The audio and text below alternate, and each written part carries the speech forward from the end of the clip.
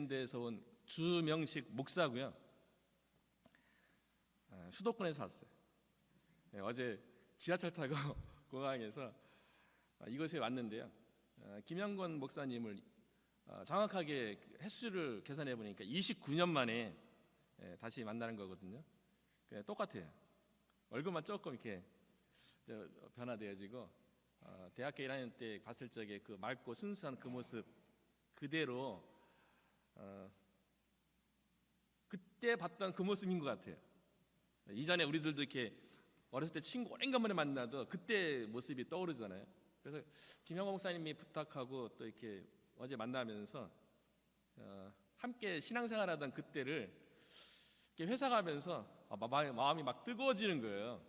왜냐하면 그 당시에 신앙생활을 어떻게 했냐면 저 같은 경우는 이제 대학교 들어가자마자 예수님을 믿고 형제들이 함께 신앙생활하는 공동체 생활하는 곳에 들어갔거든요. 그래서 그 당시에 신앙생활을 어떻게 했냐면 아침 6시에 일어나요. 그리고 도서관에 가서 큐티를 해요. 매일. 그리고 아침 8시에 순모임이라고 성경 공부를 8시부터 9시까지 학교 이제 수업 들어가기 전까지 그 매일 성경 공부를 해요. 순모임이라는 성경 공부를 해요. 그리고 12시에는 정오의 기도 모임이 있어요. 그래서 학교 안에 이제 디스비라는 그 안에 이제 무명의 무덤이 있고요. 거기서 또 20-30명이 모여서 또 매일 또 기도했어요. 그리고 화요일 날하고 목요일에는 캠퍼스 전도를 했어요. 그리고 화요일 날 저녁 때는 학교 모임을 가졌어요. 예배를 했어요. 그리고 금요일 날에는 지구 모임을 했어요.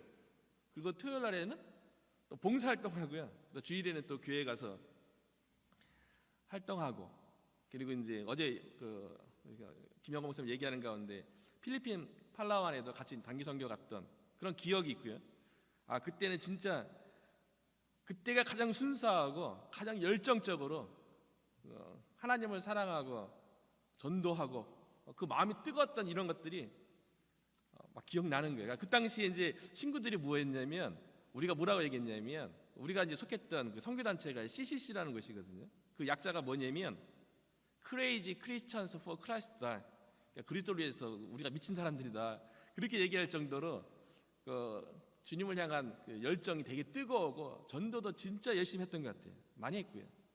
이번 간증을 준비하고 또 이 시간에 함께 나누는 가운데 저 같은 경우는 특별히 이제 무당 어머니였던 전도한 이 간증을 통하여서 저뿐만 아니라 여러분 안에 주님을 향한 사랑하는 마음, 복음에 대한 그 열정, 그리고 주변에 있는 불쌍한 불신자를 향한 열정이 다시 한번 뜨거워지는 그런 시간이 되었으면 좋겠다는 소망을 가져봅니다. 제가 있는 그 메릴랜드인데 워싱턴 DC 근방이에요. 그래서 이제 백악관에서 북쪽으로 한 40분 거리에 이제 저희 교회와 집이 있는데 그 워싱턴 DC 그 근방에 한인이 한 12만 명 있다 그래요. 그리고 이제 제가 살고 있는 몽게메리 카운티에도 한인만 2만 명이 있대요. 30분 안에요. 그런데 실질적으로 교회에 나오고 출석하는 비율을 보면 10% 안팎인 것 같아요. 제가 2008년도에 버지니아로 유학 갔거든요. 그때 들었던 얘기는 20%가 넘는다는 얘기를 들었어요. 왜냐하면 제가 다녔던 학교가 버지니아 린치버거에 있었는데 그곳에 있었던 목사님들이 다 이제 워싱턴 DC로 사역을 나갔기 때문에 그 당시에는 20% 이상이 이제 교회 다닌다는 얘기를 들었고, 그런데 지금은 그렇지 않은 것 같아요. 그 교회들도 많이 또 어르신들 중심으로 교회가 있는 그런 상황인데 이번 기회를 통해서 저뿐만 아니라 여러분도 같이 한번 전도에 대한 열정이 뜨거워지는 그런 시간이 되었으면 좋겠다는 생각을 해봅니다. 제가 2017년도에 무당에 했던 엄마를 전도한 이야기를 무당 엄마 목사 아들이라는 이름으로 책을 출간하게 되었고요. 그리고 그 다음에 이제 CBS 새롭게 하셔서 그 간증 프로그램에 어머니랑 같이 나가서 은혜를 나눴고요. 그리고 코로나 팬데믹 지난 다음에 재작년이죠. CTS 내가 매일 기쁘게 또 간증 프로그램에 또 초청해 와갖고 어머니랑 같이 나가서 간증을 나누었어요. 왜 간증을 이렇게 자꾸 나누고 그 책을 쓰게 됐냐면 우상 숭배로 인해서 그 집안 가운데 있었던 그 심각하고 그 비참한 모습을 그 예수 믿기 전에 잘 몰랐던 거거든요. 그래서 이 우상 숭배하고 결국에는 이제 완전히 망했죠. 집안이 망하고 예수님 믿고 또 하나님의 은혜로 무당되는 그 과정, 그 모든 가정이요, 가족 가운데 고통이고 또 서로 상처 엄청나게 주고 받아요. 그런데 예수 믿고 다 이제 상처가 치유되어지고 회복되어지고 나니까 우상 숭배에 있는 사람들, 특별히 이제 무당이라든가 관련된 사람들, 우리나라의 무속신앙만큼 강력하게 모든 종교에 영향 미치는 종교는 없어요. 나중에도 얘기하겠지만, 그래서 우상 숭배 가운데 불신자들 가운데 있는 그 고통, 그런 것에 대해서 이미 어머니와 저는 경험하고 극복했으니까 그 은혜를 나눠갖고 전도에 대해서 소망을 가지고 전도하게, 집안 가족 중이나 주변에 있는 사람 가운데 저 사람은 절대로 예수 믿을 것 같지 않아, 어떻게든 저 사람은 예수 못 믿을 거야, 막 그렇게 생각하는 사람도 있잖아요.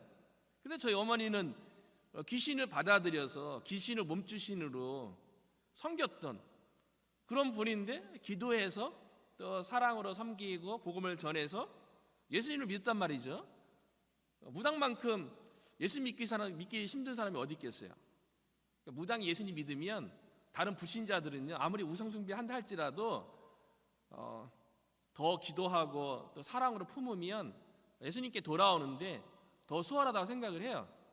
그래서 이제 어머니하고 같이 이제 기회 있을 때마다 어머니 간증 이야기를 나눈 시간을 가져왔고요. 그 어머니를 전도하는데 가장 많이 들었던 이야기, 아마 여러분도 주변에 이렇게 예수 안 믿는 사람한테 전도하려고 하면, 특히 나이 드신 분들한테 가장 많이 듣는 이야기가 뭐냐면, 한 집안의 종교가 두 개면 망한다, 이 얘기예요. 저는 그 얘기를 수없이 들었어요. 저는 뭐 예수님 믿고 저는 목사 되려고 일찍 서원을 했는데, 어머니도 알아요. 제가 이제 어머니는 뭐 교회가 뭔지도 모르고 목사가 뭔지도 모르는데 아들이 교회 다니더니만 뭐 대학교 가더니만 목사 되겠다고, 그냥 뭐 뭔지 모르는데 하여튼 알고 있었는데, 그런 상황에서 어머니는 이제 내리급 받고 무당 됐단 말이에요. 한 집안에 이거 두 종교도, 이거는 아주 극단적인 두 종교가 있는 거죠. 어머니는 그 귀신의 영, 악한 영이죠, 마귀의 영을 받아서 무당 일을 하고 있고, 아들은 예수님 믿고 하나님의 성령을 받아서 또 목사 되겠다고 하고 있고, 근데 한 집안에 같이 사는 거예요. 어떻게 되겠어요? 그래서 아버지도 그렇고 어머니도 그렇고 저보고 너가 집안을 말아먹는다, 이 얘기 많이 들었던 것 같아요. 너 때문에 어머니 너가 어떻게 되기를 바라는 거냐고, 엄마 잘못되기를 바라는 거냐고, 우리 집안이 너가 망하기를 바라는 거냐고, 뭐 이런 얘기를 수없이 들었죠. 그게 이제 일반적인 우리나라 사람들의 정서라는 거를 김동리의 무녀들을 보면 잘 나타나죠. 그 무녀에 대해 보면 아들 우기하고 엄마 모아하고, 아들은 이제 집에 떠났다가 돌아왔을 때 기독교인이 되었고, 엄마는 무당이잖아요. 그래서 결론이 뭐냐면, 엄마가 이제 아들이 가지고 있는 성경대 태우다가 이제 아들하고 이제 싸움 났는데, 엄마가 칼을 잘못 휘둘러 갖고 아들이 죽죠. 그리고 또 엄마는 또 굿하다가 또 바다 물에 빠져서 또 죽죠.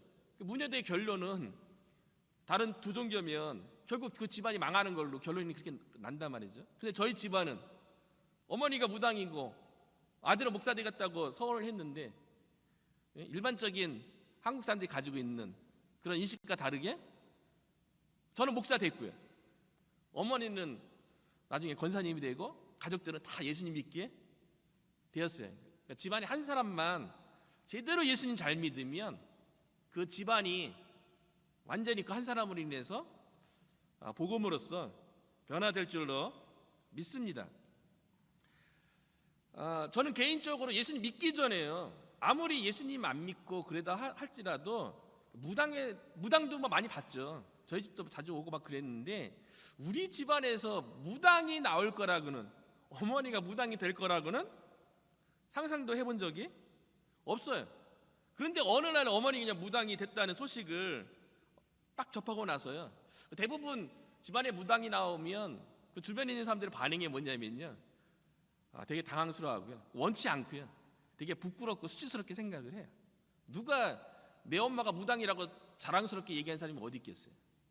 그렇게 얘기한 사람 한국 사람 중에 한 명도 없어요. 그러니까 무당은 내가 좋아서 뭐 소명으로 받아들여서 되는 게 아니고요, 상황이 안 되니까 우상숭배 가운데 결국 그 귀신에게 붙잡혀갖고 어쩔 수 없이 죽을 것 같으니까 무당이 되는 거거든요.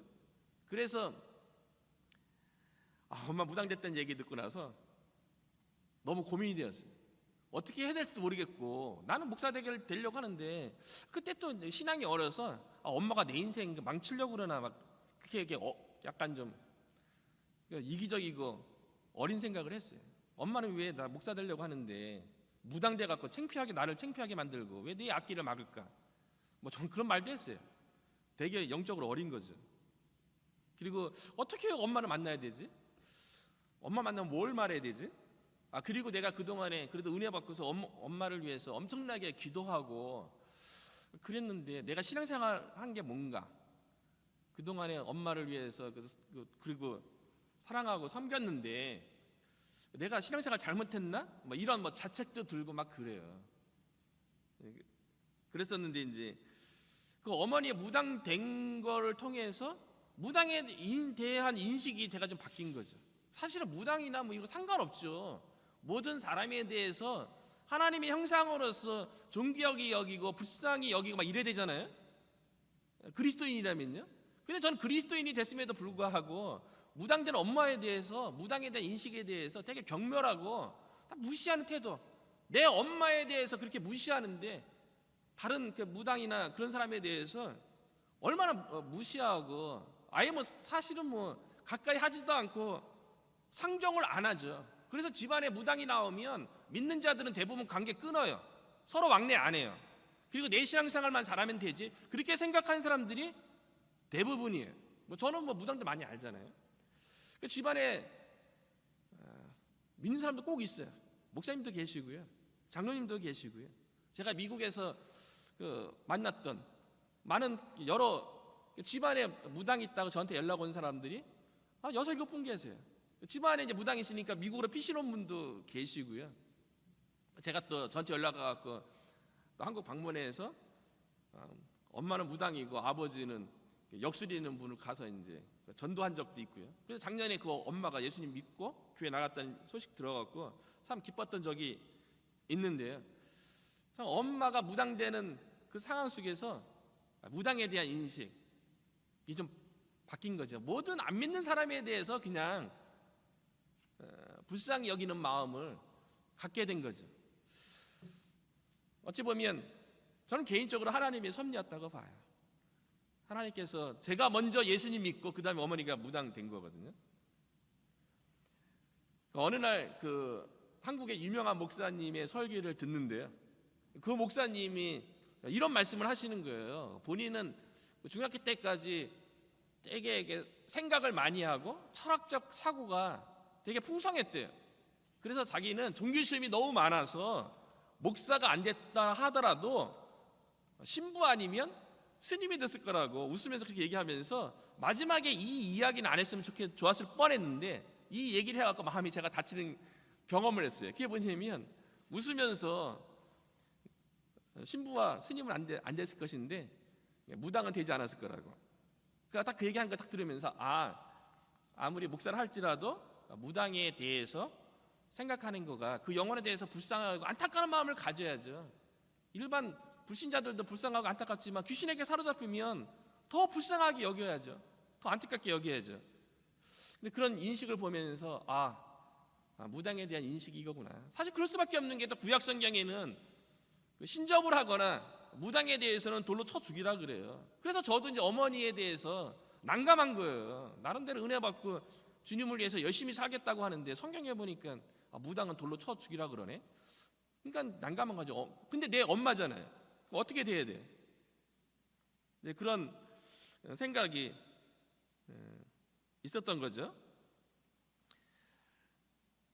어머니가 무당 안 됐으면 좋았을 뻔했는데 귀신은 이것을 어떻게 알았는지 제가 군대 간 다음에 6개월 만에 어머니가 내린급 받은 거거든요. 제가 만약에 있는 상황에서 어머니가 내린급 받고 무당된다 그랬으면 아마 난리 났을 거예요. 집안이 완전히, 그러면 더 집안이 더 풍비박산 났겠죠. 그래서 제가 군대 간 다음에 어머니가 무당이 되었는데, 어머니가 어떻게 무당이 됐는지 나중에 살펴보면서 야, 이거 불신자의 삶이 참 우상숭배가 뭔지도 모르고 그냥 눈에 보이는 대로 그냥 주변 사람들이 하니까, 그리고 미풍양속이라든가 전통으로 인해서 내려온 것 한 것뿐이지. 그런데 그 가운데서 어머니가 이제 귀신을 받아서 무당이 됐다는 거죠. 근데 어머니가 어떻게 무당이 됐는지 나중에 살펴보니까요, 그 불신자들은 본인들이 우상숭배하는지 그런 거 잘 몰라요. 깨닫지도 못하죠. 느끼지도 못하죠. 저도 예수님 믿고 돌아보니까 영적인 세계를 우리는 아니까 우상숭배가 뭔지 알고 귀신에게 사로잡힌다는 게 뭔지 알게 되는 거죠. 우상숭배, 그냥 사당의 불신자들은 그런 거 몰라요. 그냥 사는 거예요. 마치 행복한 것처럼 사는데 행복한 게 아니라는 거예요. 영적인 거로 보면 고통스럽고 악한 영에게 사로잡히는 그런 삶을 사는 거예요. 저의 고향은 어디냐면 용류도예요. 용류도가 어디냐면 지금 인천공항이 있는 곳입니다. 인천공항이 어떻게 만들어졌냐면 용류도가 있고요, 그리고 한쪽에는 영종도가 있어요. 이 중앙에 이제 신불도하고 삼복도가 있어요. 여기 신불도하고 삼복도의 산들을 다 깎았고요, 그리고 용류도에 저희 집 앞에 있었던 오상산을 깎아서 매립해서 만든 것이 인천공항이에요. 그러니까 원래는 섬 출신이죠. 아버지는 이제 황해대에서 피난해서 인천에 살다가 어머니 고향이 용류도니까, 저도 뭐 2살 때까지는 인천에서 살다가 2살 때 용류도로 우리 가족 전체가 다 들어간 거예요. 그러니까 섬에서 살다 보니까 아버지가 시간이 지나면서 처음에 이제 남해 배 타고 그러다가 돈이 좀 모여지니까 아버지가 배를 지어서 선주가 되었어요. 그리고 바다에 나가서 어업을 하다 보니까 아무래도 이제 조업이 잘 됐으면 좋겠고, 그리고 바다에 나가서 경제 생활을 하니까 안전에 대한 그런 두려운 마음도 있겠죠. 그래서 뭔가 의지했던 게, 그 당시에 그 동네 사람들이 다 그랬어요. 어촌 사람들이 대부분 우상숭배가 좀 심해요. 그래서 믿었던 게 뭐 산도 믿고 물도 믿고 뭐 신이라는 신이는 용왕신도 믿고 다 믿죠. 일월성신도 믿고 다 믿어요. 우리 집에 있었던, 앞에 있었던 오성산도 믿었고요. 그 저희 동네에는 어떤 이야기가 있었냐면, 저 가까운 이제 그 동네에 있는 어르신인데 아이가 낳지 않는데 오상산에 그 샘물이 있어요. 되게 신령하다는 거예요. 근데 거기서 또 뭐 빌어갖고 애 낳았다는 이야기가 뭐 동네에 파다했고요. 그리고 뭐 배 나가기 전에 풍어를 기리기 위해서 뭐 굿도 하고, 그리고 이런 것들이 다, 그리고 뭐 추석 설날 되면 뭐 차례나 제사 지내고 이런 거 예수 안 믿는 사람들, 불신자도 기본적으로 하는 거 아니에요? 근데 그게 아니라는 거예요. 오늘 본문에도 보면 불신자가 세상에서 어떻게 살아가는지에 대해서 1, 2절에 설명하잖아요. 그는 허물과 죄로 죽었던 너희를 살리셨도다. 예수 믿기 전에는 허물과 죄로 죽었던 자들이고요, 허물과 죄로 죽었던 불신자의 생활 가운데 그때에 너희는 그 가운데 생하여 이 세상 풍조, 이전 번역에는 이 세상 풍습을 따르고 공중의 권세 잡은 자를 따랐으니 곧 지금 불순종의 아들들 가운데서 역사하는 영이라. 세상 풍습을 따르는 게요, 뭐 차례 지내고 제사 지내고 뭐 운세 보고 뭐 궁합 보고 사주 보고 관상 보고 뭐 풍수지리 보고 이런 거 그냥 취미로 내 삶에 유익이 좀 있으니까 본다고 얘기하지만, 그 세상 풍습 따르는 거가 공중권세 잡은 자 사탄 마귀를 따르는 거고요. 그 불신자들은 그래서 하나님의 진노 가운데 있다고 이야기하는 거 아닙니까? 저희 집은 또 제사를 또 얼마나 또 열심히 잘 지내든지, 그 죽은 조상이 오는 시간대도 뭐 12시 정도 돼야지 온다고, 그 제사 지낼 때 되면 문짝도 열어놓고 그렇게 제사 철저히 지내는 그런 집이었어요. 그런데 성경은 그 불신자들이 지내는 그 제사 이런 것들에 대해서 고린도전서 10장 20절에 보면요, 무릇 이방인이 제사하는 것은 귀신에게 하는 것이요 하나님께 제사하는 것이 아니니 나는 너희가 귀신과 교제하는 자가 되기를 원하지 아니하노라. 제사 지내는 게 귀신과 교제하는 거래요. 그 불신자들은 그거 모르죠. 실제로 영적으로 귀신과 교제하는 거예요. 예수님 믿고 말씀 가운데 깨닫는 자만이 알게 되는 거죠. 그 어머니가 이제 용류에서 살고 이제 태어난 것도 어머니는 그 용류도예요. 근데 특별히 어머니가 그 당시에 있었던 뭐 풍습을 따르기도 했지만 어머니가 특히 좋아했던 분이 누구냐면 저희 집 앞에 이렇게 한 100m 떨어진 곳에 노랑저고리라는 아주머니가 사셨어요. 왜냐하면 이분이 이제 그냥 동네 아줌마예요. 동네에서 그냥 뭐 어촌이니까 뭐 어업도 하고 뭐 밭도 메고 막 이러시다가 뭐 동네 사람들 가운데 아프고 그런 사람 있으면 이분이 구술하는 무당이에요. 동네 무당이에요. 근데 이분이 이제 구술하러 갈 때마다 노랑 저고리를 입어서 그분 부를 적에 그냥 어르신들도 또 애들도 저도 그렇게 했던 것 같아요. 어른인데 동네 아주머니세요. 인사하고 막 그래요. 근데 뒤에서는 이제 노랑 저고리 간다. 우리끼리도 친구들끼리도 그냥 무시한 거죠. 무당에 대한 인식이 그랬던 거죠. 그 노랑 저고리에 단골 손님이 어머니인 거예요. 그 신년 되면 꼭 저희 집안에 대한 그 점괘를 받아갖고 꼭 얘기해주고요. 뭐 조심해라, 뭐 하라, 이런 거 하고요. 그리고 어머니가 그 우상 숭배를 하다 보니까 어머니가 처녀 때부터 신기가 있었어요. 신의 기운이 있었어요. 그러니까 우상 숭배하면 아까 뭐 제사도 귀신과 교제하는 거라고 얘기했는데 어머니는 그런 거 잘 모르는데 그냥 세상 풍습으로 이렇게 따라온 거를 하다 보니까 어머니가 이제 신기가 있는 거예요. 신기가 있으면 아파요. 그러면 외할머니가 와서 이제 된장밥을 한 다음에 그걸 풀어서 이렇게 뭐 의식 같은 거 하면 어머니가 낫기도 하고요. 근데 그 신기가 좀 심해지면 무당들은 그걸 알죠. 신기라는 걸. 신이 자기를 받아달라고 이렇게 괴롭히는 거예요. 해코지하는 거예요. 그러면 이제 그 신의 기운을 눌린 것을 그 노랑저고리가 우리 집에 와서 해줘요.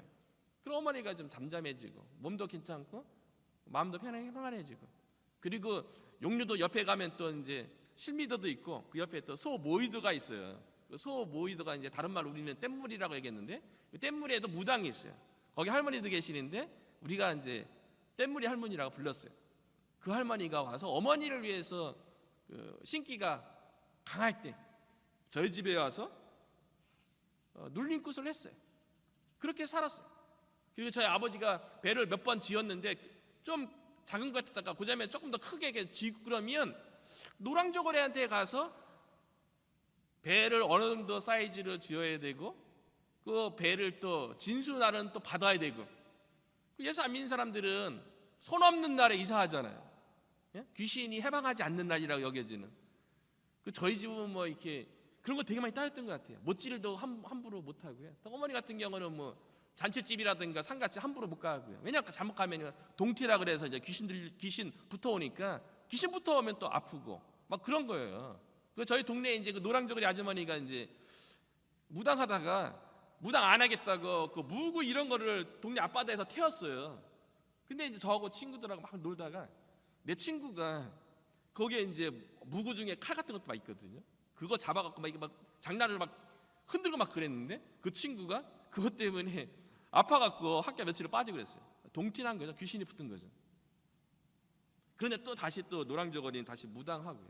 그러니까 완전히 삶이 그러다 보니까 이제 모든 일이 있으면 집안에 조그만 대소사가 있고 막 그래도 어머니는 노랑저고리 찾아가서 그 점을 보고 그거에 따라서 하는 거예요. 저희 집안이 그랬습니다. 귀신을 섬기면 섬길수록 더 섬겨야 되는 거예요. 그리고 어머니가 늘 얘기하는 게 뭐냐면 영은 영끼리 통한다고요. 그러니까 우상숭배하고 또 귀신 잘 섬기는 사람은 또 그런 사람들끼리 만나요. 또 그런 사람끼리 또 결혼하게 되는 거죠. 그 어머니가 그렇게 이제 우상숭배에 빠져서 완전히 귀신에게 얽매인 거죠. 그러다가 이제 무당이 되었는데요. 무당이 된 다음에 어머니가 그냥 무당이 되는 게 아니거든요. 무당이 될 적에 내린굿을 해요. 그 내린굿을 하면 신이 내려오는데 그 신을 어떤 신을 받는 거냐면 조상들이 섬기던 신이 내려오는 거예요. 그래서 어머니가 내린굿 받을 적에 양부리로 받았다 그래요. 그러니까 부리는 뿌리 얘기예요. 양부리라는 거는 양쪽에서 어머니 쪽, 아버지 쪽에서 다 귀신이 내려왔다는 거예요. 그 귀신이 이제 열악 귀신이었는데 이전에는 그 귀신 이름도 외웠었는데 뭐 도움도 안 되니까 말씀 외워 생명의 말씀을 해야지 뭐 그거 뭐 전도하기 위해서 열악 귀신 뭐 많았어요. 옥황상제도 있었고 일월성신 뭐 대신할머니 뭐 여러 가지 쭉 이렇게 열악 귀신을 섬겼는데 양부리로 들어왔다는 거예요. 이 얘기는 뭐냐면 엄마 쪽하고 아버지 양쪽에서 다 열심히 귀신을 섬겼다는 거예요. 그래서 나중에 보니까 친가 쪽에는요 친할머니가 무당이었어요. 알고 보니까 제가 친할머니가 경기도 화성군 송라면 매송리 거기서 이제 방학 되면 할머니 댁이니까 방문하잖아요. 그러면 방에 3개가 있는데 사랑채 같은데 거기는 절대로 들어가지 말라는 거예요. 근데 왜 그런가 했더니 나중에 보니까 거기에 신당이 있는 거예요. 거기서 신을 섬기는 거예요. 그리고 외할머니는 이제 앉은거리라고 앉아서 부적 쓰고 앉아서 이제 점사 보는 그런 분이었어요. 근데 어머니는 양쪽에서 신이 강하게 들어갔고 어머니는 성거리라 해갖고 방방 뜨면서 이제 굿하는 그런 어머니는 무당이 된 거예요. 그러니까 대가 넘어가면 넘어갈수록 귀신 역사가 더 강해지는 거예요. 친할머니 그 당시에 살아계셨고요. 나중에 얘기 들어보니까 그 아버지 쪽에 친할머니뿐만 아니라 그 윗대에도 무당이 있었대요. 그 남성수 여성수라는 귀신이 들어왔는데 그 남성수 여성수라는 이 귀신이 조상 중에 무당이 죽어서 된 신이라 그러더라고요. 그러니까 그 아버지의 고향인 황해도에서도 그 무당이 있었던 거죠. 그리고 그 외가 쪽에서 들어온 귀신들 있는 거, 그 외불이라고 얘기하는데 외가 쪽은요. 외할아버지 제가 살아 계실 때 뵀거든요. 그 명리학 공부해서 역수를 할 줄 알아요. 그리고 지관이셨어요. 지관. 풍수지 땅을 보고 좋은 땅이 어디다라고 이렇게 말씀하셨는데 근데 그 외할아버지께서 저 땅은 되게 좋다 그렇게 얘기하시고 근데 나중에 어떻게 제가 그 당시에는 국민학교죠. 국민학교 2학년 정도 때 돌아가셨는데 어떻게 바닷가에 나갔다 들어와서 동네에서 약간 좀 누군가 다퉜던 것 같아요. 그런데 그 분노를 못 이기셔갖고 농약 드시고 돌아가시고 본인이 명당이라고 얘기했던 그 자리에 거기에 묻혔어요. 그게 우상숭배의 결과예요. 그리고 외할머니도 원래 무당 돼야 되는데 내린꽃 안 하고 그런 상태에 있어갖고 어머니 때 와서 어머니가 이제 무당이 됐던 거죠. 어머니가 그 굿을 어디서 했냐면 인천의 부평구 화곡동에 있는 철마산 굿당에서 내린굿을 했어요.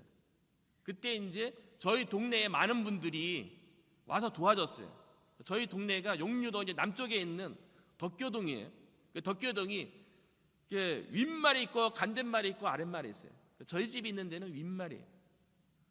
한 12가정 정도가 있는 가구가 있는데요. 몇 년 전에 자주 방문하죠. 근데 몇 년 전에 어머니랑 그 고향을 같이 가서 뭐 많이 떠났는데 그래도 남아 계신 분들 계시니까요. 12가구가 있는데 거의 뭐 30년 정도였죠. 그런데 거기 공항이 들어서면서 집집마다 보상이 어마어마하게 나왔어요. 저희 집도 많이 나왔고요. 저희 집은 뭐 배를 했었으니까 배를 못 하게 됐고요.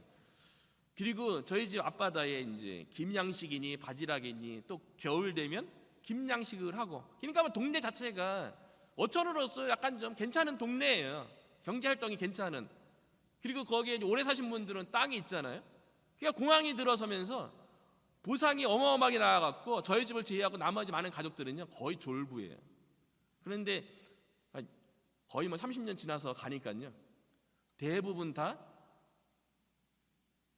거의 망한 거예요.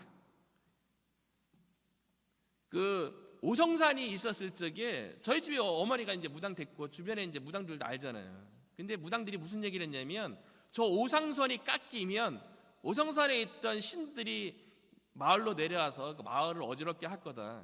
그렇게 했던 거를 기억을 하거든요. 근데 30년 만에 거기 동네에 12가구 중에요 7, 8분의 아저씨들은 다 농약 마시거나 아니면 뭐 보고 도계 뭐 교통사고에 대부분 많이 다 돌아가셨고요.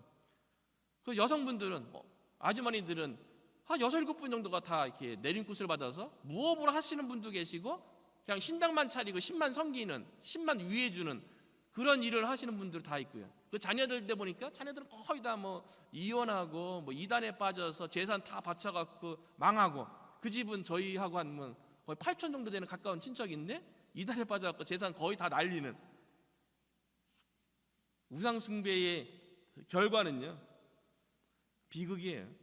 그 저희 집도 용료다에서 그렇게 보상 받아갖고 그 보상이 얼마나 컸냐면 인천에 아파트 세 채를 살 수 있는 그런 그 당시에 돈이었어요.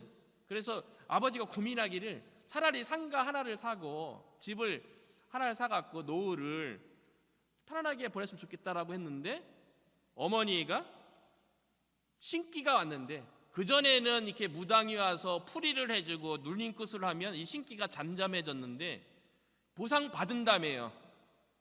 이제 평안하고 이제 잘 살 것 같으니까 그때 이 신기가 더 이상 통제가 안 되는 거예요. 집안에서 막 싸움이 일어나요. 그 신기가 있었고 내령급 받기 전에 대부분 그 과정을 걸쳐요. 신을 받아들이기 전에 집안을 완전히 풍비박산을 만들어요. 그래서 어머니 같은 경우는 집안끼리 막 싸우고 다투고 뭐 법정 가고 그것도 보상받고 돈이 있을 때 그런 일이 벌어지는 거예요. 형제간의 의리가 갈리고요. 사건 사고로 막 돈이 막 탕진되고요. 그리고 어머니가 이제 신병으로 몸져 눕는데요. 두통에 시달리고요. 그리고 잠을 자면 꿈을 꿔요. 꿈속에서 신령을 만나거나 죽은 조상을 만나요. 이걸 현몽이라 그래요. 꿈을 꿨는데 다음에 그 일이 그대로 일어나요. 미래에 대한 꿈을 꾼 거죠. 이거 예지몽이라 그래요. 어머니가 그런 꿈이 계속 있는 거예요. 그리고서 사람 보면 그 사람의 집안 내력이 보이는 거예요. 문제가 보이는 거예요. 그걸 그냥 입으로 막 얘기해요. 공수가 나오는 공수라고 그래요. 예언을 공수가 나왔어요. 입이 터졌다고 얘기하는데 그런 일들을 하고 막 방황하고 아무것도 못 먹고 물만 먹고 40일 동안 몸을 빼빼 마르는데 죽지 못하고요. 잠도 못 자고요.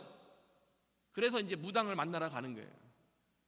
그러니까 더 이상 이제 근데 그것이 그 신기가요. 마지막이 되니까 어머니에게만 온 것이 아니라 아버지도 신기가 있어서 아버지도 사건 사고 만들고요. 누나는 미션 스쿨 나왔거든요. 교회 다녔거든요. 근데 예수님 못 만나니까 누나에게도 그 신기가 나타나는 거예요. 그래서 사건 사고 막 일으키고 남동생은 뭐 불신자니까 뭐 교회도 안 다녔으니까 더 나타나고요. 그러니까 집안의 안전이 막 신기로 인해서 신이 풍파를 일으켜갖고 난리 난 거예요. 그래서 저는 예수님 믿었으니까 귀신이 못 건드는 거예요. 예수님이 인격적으로 영접하고 하나님을 만난 사람은요 귀신이 건들지 못해요. 저는 건들지 못했어요.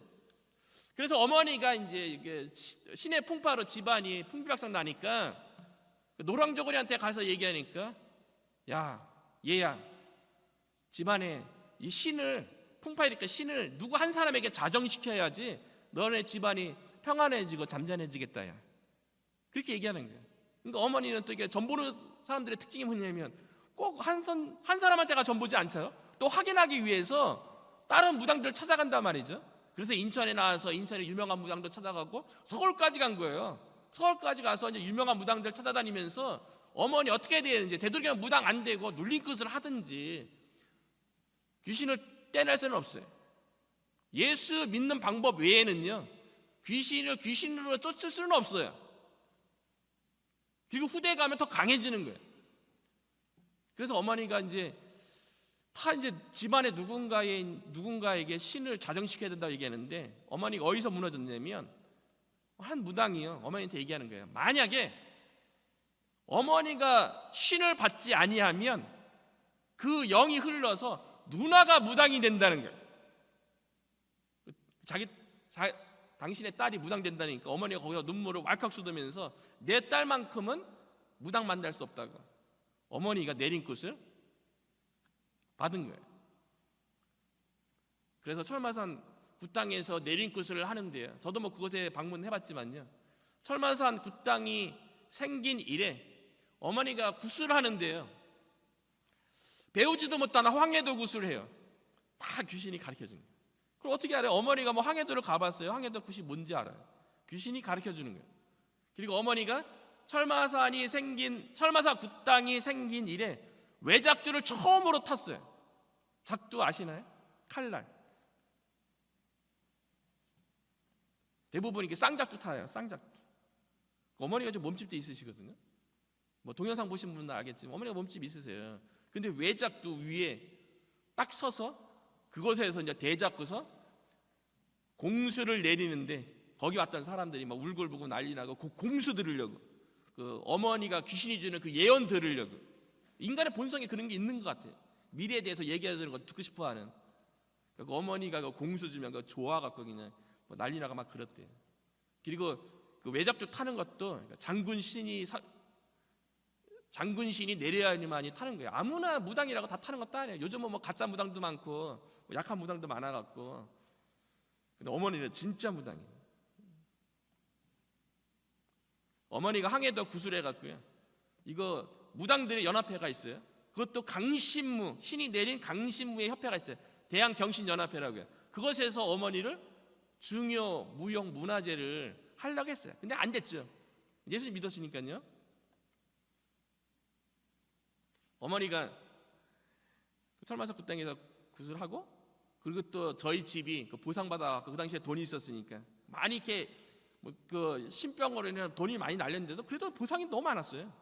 그래서 인천 그 주안 8동에 대리석으로 되어 있는 2층 좋은 집을 샀어요. 그리고 원래 1층에 살았었는데 어머니가 이제 내린급 받으면서 2층으로 옮겨서 2층에다가 신당을 차렸어요.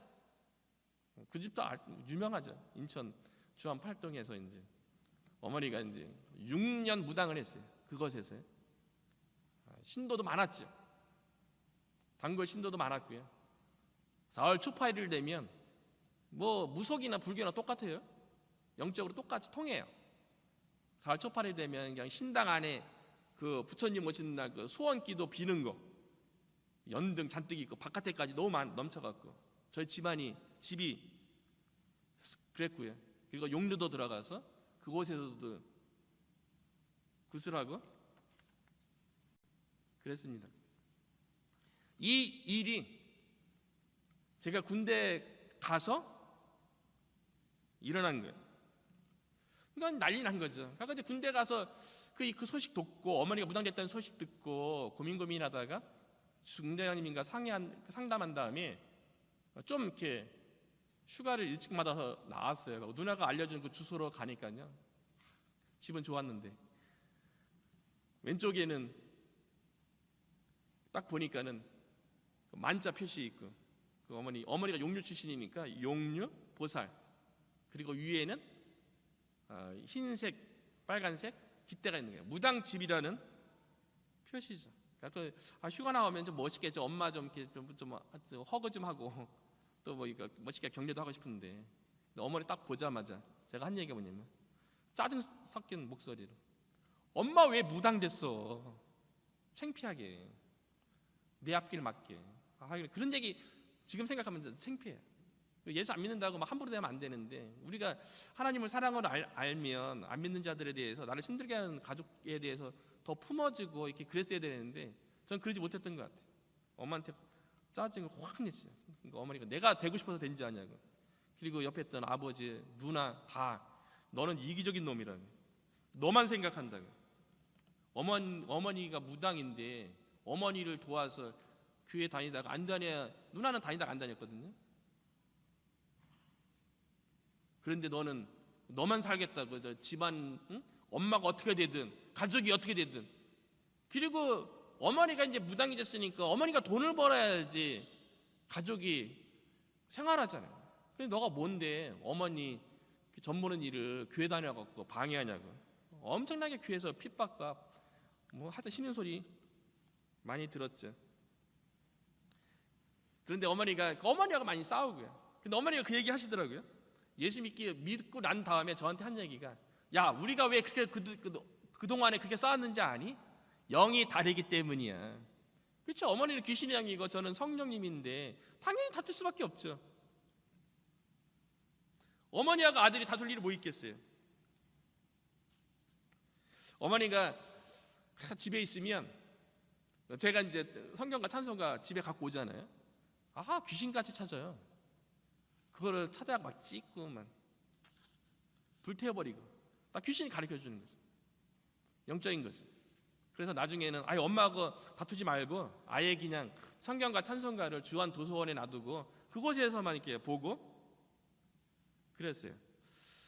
집에 좀 있다 보니까 어머니는 무당이잖아요. 저는 또 신앙생활 또 열심히 하니까 재밌는 일이 벌어져요. 어머니가 얼마나 열심히 했냐면요, 새벽에면 한 2시 반 정도에 일어나세요. 일찍 주무시고요. 무당도요 되게 열심히 살아요. 열심히 기도해요. 그리고 무당 중에 진짜 무당이 어떤 무당인지 아십니까? 그 영험한 그 무당들은 그 신령하다는 거를 어떤 말을 쓰냐면 영험하다 또는 영검하다라는 말을 쓰거든요. 근데 어떤 무당이 영검한 무당인지 아세요? 기도 많이 하는 무당입니다. 기도 많이 하는 무당이 점도 잘 봐요. 영적인 원리가 좀 비슷하죠? 귀에도 기도 많이 하고 또 하나님과 가까이 있는 사람이 더 이렇게 신령한 것처럼 무당도 그래요. 근데 어머니는 새벽 2시 반에 일어나갖고 미지근한 물도 아니고 찬물로 목욕을 샥 매일 해야 돼요. 그리고 옷을 정갈하게 딱 갈아입고 옥상에 딱 올라가요. 그 동서남북을 보면서 신들에게 이제 빌면서 오늘 손님이 어디서 어떤 문제 갖고 온다는 것을 점지받아요. 그리고 다시 또 내려와요. 내려오면 또 이제 신당에 딱 들어가서 그때부터 이제 방석 딱 펴놓고 그 위에 이제 지익 놔두고 징채 잡고서 기도하기 시작해요. 동동동동 또 치면서 그 신당에는 뭐 촛불 켜놓고 향 펴놓고. 그러니까 저희 집안에는 초향하고 그 향 냄새가 아주 진동을 했어요. 동동동 치면서 하루에 몇 시간 기도하는가? 2시간에서 4시간 기도. 무당들이 그렇게 기도해요. 오늘날 무당 엄청나게 많어요. 한국에. 첨단 과학시대면 무당이 줄을 것 같아요. 지금 더 많아요. 나중에 내일 오후 시간에도 얘기하겠지만 어마어마합니다. 그리고 한 달이 건너면 거의 이제 무당이나 무당 관련된 사람들 대부분 있게 되죠. 그리고 저는 이제 5시에 일어나면 집 앞에 있는 주한팔당 앞에 있는 영천 장로교에 기도하러 새벽 기도하는 거예요. 어머니를 기도해줘. 어머니는 새벽마다 저를 위해서 저를 변호시켜 달라고 기도하고, 저는 이제 새벽 기도 교회 가서 이제 어머니 변호시켜 달라고 기도하고, 마치 그 갈멜산의 영적 대결과 같은 거죠. 근데 어머니 기도는 응답 안 되고, 제가 기도 시간이 더 작았는데 기껏해야 1시간 반 정도 저는 기도했죠, 교회에서. 근데 제 기도를 들어서 어머니가 예수님 믿고 변화된 거예요.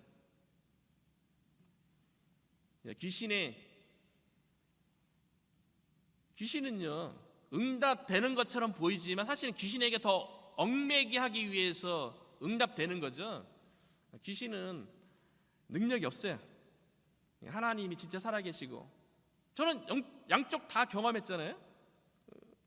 성령의 세계도 지금 경험한 거고, 어머니는 귀신의 세계도 저는 경험한 거 아니지만 어머니를 통해서 봤고요. 맨날 어머니랑 저랑 다투니까 한 번 아버지가 이제 이리 와서 앉으래요. 그리고 옆에 이제 아버지 재털이 넣고 담배 계속 피시면서, 너 이대로 있으면 엄마 무업도 못하고 집안이 굶어 죽는다. 더 이상 너 엄마하고 부딪히지 말고 호주 유학 가라고. 돈을, 그 당시에 돈이 있었으니까 너 2년치 돈 대줄게. 그리고 2년 지나서는 엄마가 초창기 때 무당은요 언제 가장 신령하냐면 내림끝 받자마자가 가장 신령하고 한 5, 6년 동안이 가장 그 무업이 성황할 때예요. 그 5, 6년 지나면 또 기도가 또 뜸해지니까 영빨이 떨어지는 거죠. 그래서 초창기이기 때문에 어머니가 이제 굿도 많이 하고 뭐 점수도 많이 오고 막 그러니까 그거 벌어서 2년 뒤에 너 유학비 다 대줄게. 딱 그렇게 해서 처음에 좋았죠. 와, 이제 아버지 이제 나 유학 보내주는구나. 어머니랑 부딪히니까. 근데 뒤에 한마디 딱 했어요. 엄마가 무업해서 너 돈 대줄 거니까 너 교회 다니지 마. 딱 듣는데 안 되겠더라고요. 그렇게 못 하겠다. 단호해야 돼요. 단호해야 돼. 그러니까 아버지가 막 담배 피다가 제 털에 들었다 막 던지려고 막 이거. 그 옛날에 크리스탈 그 제 털 있잖아요. 아마 속으로 기대했죠. 저거 날아오지 않게 해달라. 그 맞으면 어떻게 돼요? 근데 어머니가 아버지한테 얘기하는 거 들은 거예요. 또 아버지가 또 뭐라고 얘기했냐면 너같이 못된 놈은 처음 본다고요. 아버지가 자녀에게 소금가마니를 짊어지고 물로 들어가라면 이해가 안 되고 합리적이지 않다 할지라도 아버지가 말했기 때문에 순종하는 게 자식된 도리인데 어떻게 너는 부모를 거역하고 네 혼자 살 길만 찾냐고. 그런 얘기를 어머니가 들으니까 어머니도 이제 열받은 거죠. 어머니가 저한테 딱 그러는 거예요. 갑자기 너 내 뜻 안 따르면 내가 여긴 데서 칼 갖고 내 목을 확 따서 죽어버릴 거야. 저를 협박하는데 소름이 쫙 뻗었어. 하나님, 엄마 잘못되면 어떻게 돼요? 내가 교회 다니는 것 때문에 엄마 잘못되면 어떻게 해요? 하나님 이거 어떻게 돼요? 막 그러면 두려움만 막 드는 거예요. 근데 아버지 또 어머니 그 얘기 들으니까 아버지 또 열받은 거예요. 야 새끼, 너 당장 나가! 너 이제 내 자식 아니야. 두 번 다시 들어오지 말고 너 호접할 테니까 너 당장 나가라고. 고하면서 들어갔고 이제 난리 났어요. 이제 뭐 이거 대통령 날로 판이에요. 그래갖고 몰래 그냥 맨발로 집을 탁 뛰쳐놨어요. 그때 비 또 엄청나게 오는 거야. 또 바깥에 또 그 상황이 또. 그래서 이제 다시 몰래 들어와서 신발 신고 제가 다니던 이제 교회 청년부 목사님 만나니까 야, 이렇게 집에 있다가는 난리 나겠다. 5만 원 주어지면서 좀 피신해 있었으면 좋겠다. 그래서 그 5만 원 가지고 청주로 내려간 거예요. 청주로 내려가는데요, 비가 억수로 오는 거예요. 꼭 그런 날 이렇게 좀 화창하면 좀 좋을 텐데 비 오니까 더 우울하잖아요. 그 차 안에서 2시간 넘게 계속 울었던 거예요. 집에서 쫓겨나갔고. 근데 부모님이 믿거나 그런 생각이 안 들어요. 저는 하나님의 자녀잖아요. 내 마음속에 하나님의 영이 계시잖아요. 근데 그 상황에 대해서 막 묵상하고 막 그러는데 마음속에서 그런 얘기가 들려오는 거예요. 내가 너를 사랑한다. 내가 너를 기뻐한다. 내가 예수 포기하지 못한다고 부모님에게 얘기한 것에 대해서 그것 때문에 부모님 잘못되면 어떻게 하나 막 그 염려가 있었는데 생명의 주권자는 하나님이잖아요. 마음이 다시 평안해졌어요. 하나님이 나와 함께 하시는군요. 내게 평안했어요. 그래서 청주 가서 이제 송정 간사님이라고 지금은 레바논 선교사님으로 가 계시는데 그곳에 가서 피신해서 며칠 추스린 다음에 집에서 쫓겨났잖아요. 1년 가까이 제가 돈 벌어서 아파트 공사장이라든가 이런 데 돈 벌어서 나머지 3, 4학년 학교를 다녔어요. 근데 나중에 집에서 쫓겨난 다음에 하나님께서 마음속에 이 성경 말씀을 생각나게 하시는 거예요. 시편 27편 10절인데요. 내 부모는 나를 버렸으나 여호와는 나를 영접하시리이다. 근데 이 말씀이 마음에 떠올랐는데 이 말씀이 깨달아지는데 어떻게 깨달아졌냐면요, 부모는 나하고 신앙이 다르면 나를 버릴 수 있어. 그럼 하나님이 나를 영접해. 이게 아니고요. 하나님이 나를 영접해 줬기 때문에 그 하나님의 사랑 가운데 있기 때문에 나를 버리신 그 부모에 대해서 불쌍히 여기고 안타깝게 여기고 오히려 더 사랑해야 된다는 그런 말씀에 깨달음이 오는 거예요. 내 부모님이 귀신에게 사로잡혀서 그 영혼이 그 가운데 있기 때문에 나에게 이렇게 대하는 거지. 귀신에게 사로잡혀 있는 아버지와 어머니 가족들의 영혼이 오히려 불쌍한 거예요.